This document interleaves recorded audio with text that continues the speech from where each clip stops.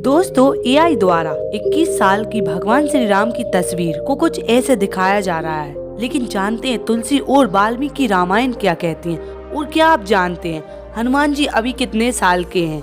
क्यों भारतीय महिलाओं को साष्टांग दंडवत प्रणाम निषेध माना गया है? इन सारे सवालों के जवाब मिलेंगे आपको वीडियो में, तो वीडियो को स्टार्ट करते हैं। फैक्ट नंबर 1, क्यों शिवलिंग पर दूध चढ़ाया जाता है? शिवलिंग पर दूध चढ़ाया जाना। जब समुद्र मंथन हुआ तो उसमें से विष निकला, जिसे शिव जी ने इसे अपने कंठ में धारण किया। ये विष धारण करना सबके बस की बात नहीं थी। विष पान करने के बाद भगवान शिव व्याकुल हो उठे, जिसे शांत करने के लिए उन्हें दूध पीना पड़ा। तब से भगवान शिव को दूध चढ़ाया जाता है। फैक्ट नंबर 2, हनुमान जी अभी कितने साल के हैं?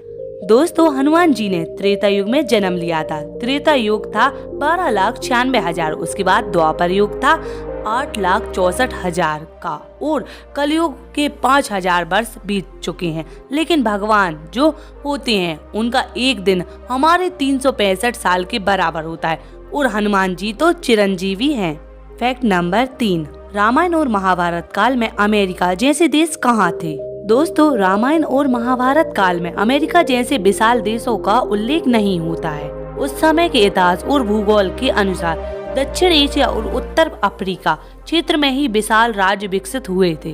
रामायण के समय में भारतीय उपमहाद्वीप के अलावा जंगलों, नदियों, पर्वत श्रृंखलाओं, घाटियों, समुद्र तटों और देशों में विभाजित था।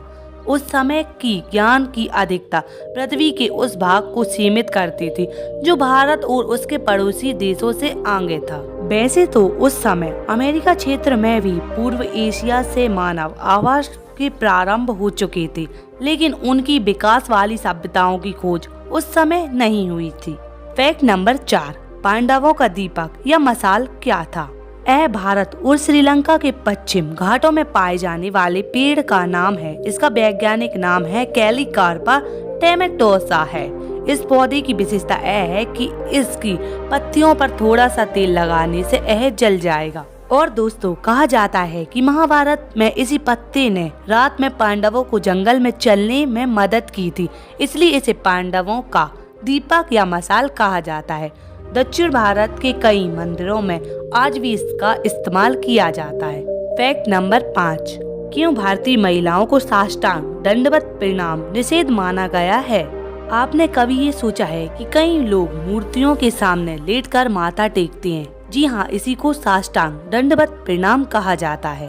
शास्त्रों के अनुसार माना जाता है कि इस प्रणाम में व्यक्ति का हर एक अंग जमीन को स्पर्श करता है, जो कि माना जाता है कि व्यक्ति अपना अहंकार छोड़ चुका है। इस आसन के जरिए आप ईश्वर को यह बताते हैं कि आप उसे मदद के लिए पुकार रहे हैं। यह आसन आपको ईश्वर की शरण में ले जाता है। लेकिन आपने कभी सोचा है कि महिलाएं इस प्रणाम को क्यों नहीं करती हैं? इस बारे में शास्त्र में बताया गया है। शास्त्रों के अनुसार स्त्री का गर्भ और उसके वक्ष कभी जमीन से स्पर्श नहीं होने चाहिए। ऐसा इसलिए क्योंकि उसका गर्भ एक जीवन को सहेज कर रखता है और वक्ष उस जीवन का पोषण देते हैं। इसलिए यह प्रणाम स्त्रियां नहीं कर सकती हैं। जो करती भी हैं उन्हें यह प्रणाम नहीं करना चाहिए। उन्हें वीडियो में दिखाए गए बैठकर, झुककर प्रणाम करना चाहिए, सीधे लेटकर दंडवत नहीं। फैक्ट नंबर 6, भगवान राम 21 साल में ऐसे दिखते थे। जाने तुलसी और वाल्मीकि रामायण क्या कहती हैं? दोस्तों, भगवान श्री राम की एआई इमेज इन दिनों सोशल मीडिया पर वायरल हो रही है। एआई द्वारा बनाई गई इस तस्वीर को लेकर दावा किया जा रहा है कि भगवान राम 21 साल की उम्र में ऐसे दिखते होंगे। आइए जानते हैं रामचरितमानस और वाल्मीकि रामायण में भगवान राम का स्वरूप कैसा बताया गया है। इस आधार पर जानते हैं भगवान राम की एआई इमेज का सच। वाल्मीकि रामायण के आधार पर भगवान राम का स्वरूप। महर्षि वाल्मीकि ने रामायण में बताया है कि भगवान श्री राम का चेहरा एकदम चंद्रमा की तरह चमकीला, सौम्य, कोमल और सुंदर था। उनकी आंखें कमल की भांति खूबसूरत और बड़ी थी।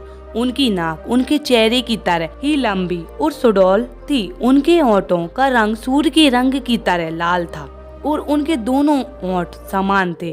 उनके कान बड़े थे। उनके कानों में कुंडल बहुत ही शोभा देते हैं। उनके हाथ लंबे घुटने तक थे, जिस वजह से उन्हें अजानुभुज कहा जाता है। भगवान श्री राम का शरीर एकदम समान था, ना ही ज्यादा बड़ा और ना ही ज्यादा छोटा। उनके केस भी बहुत घने, सुंदर और लंबे थे।